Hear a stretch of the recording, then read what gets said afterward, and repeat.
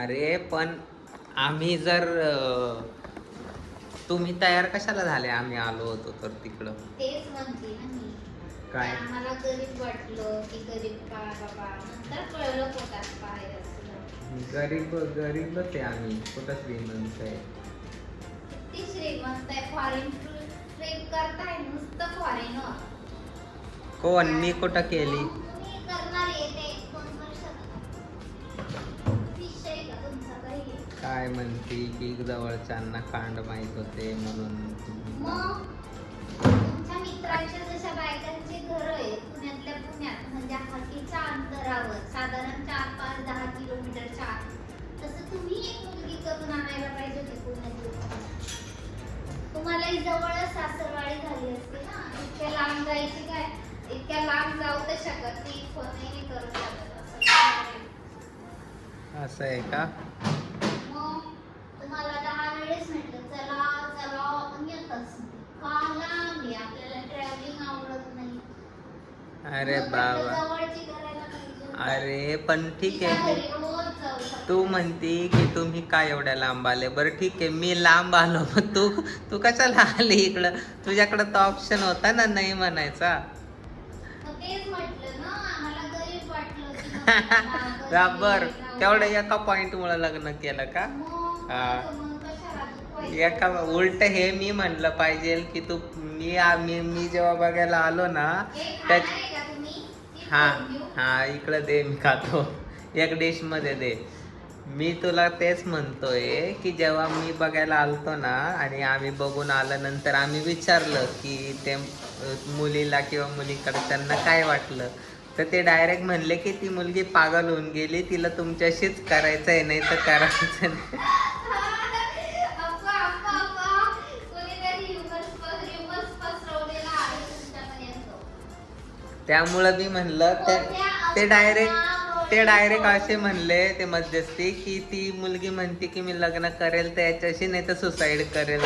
म्हणून मग मी म्हणलं जाऊ दे बाबा. जीव वाचवला, मी खाल्यावर जीव घेताय माझा. बरोबर झालं. तिथं जीव देऊ नये तिला, आता हे खाल्यावर जीव घेताय माझा. बरोबर आहे.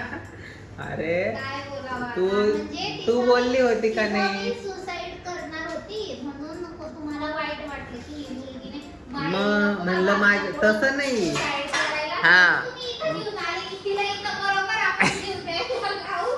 तिला बरोबर घेऊन द्या रिंगणामध्ये. असं द्या. अरे मी काय बोलतोय, मी असं म्हणतोय की तुला माझ्यामुळं बाबा नको, माझ्यावरती नको यायला काही की बाबा ह्याच्यामुळं आमच्या गावात एका मुलीने असं केलं. तर म्हणलं जाऊ दे, ठीक आहे बाबा, आता आपल्यावरती कोणतरी एवढं हे करतंय, तर म्हणलं ठीक आहे बाबा, मला पसंत नाहीये तरी मी ठीक आहे करून घेतो, असा विषय झाला.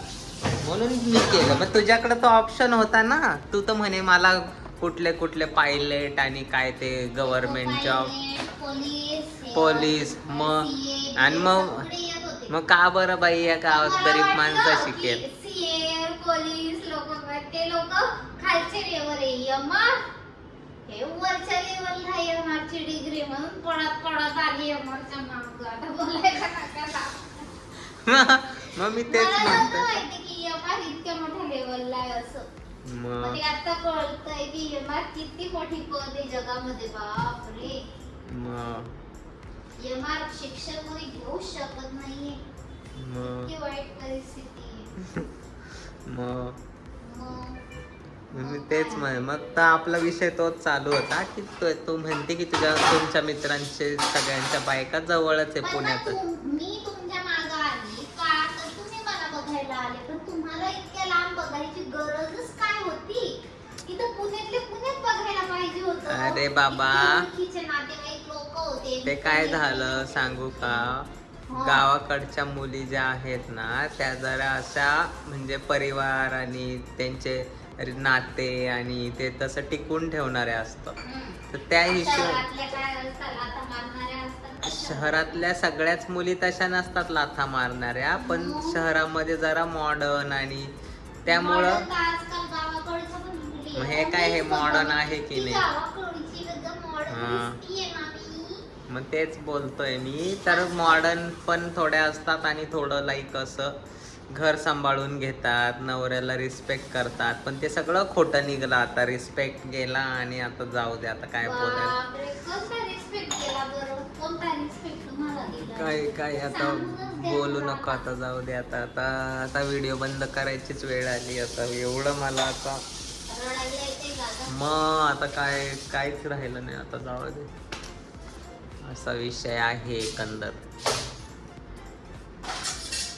बरं आहे, ठीक आहे गाईस.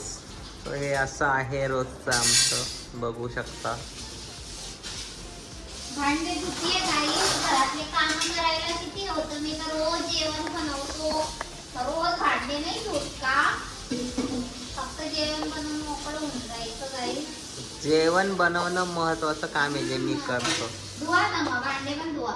असं थोडी आपलं काम केलं आणि श्रेय घेतलं. पूर्ण काम करायचं, मग श्रेय घ्यायचं की मी पूर्ण कामं करतो घरातली. बर माझी बायको ही आळशी आहे, ती बसून राहते. बर बर तेव्हा पडतं. बर बर बर ठीक आहे, ठीक आहे. तर हे बोलून मी माझे 2 शब्द इथेच थांबवतो. जय हिंद, जय महाराष्ट्र.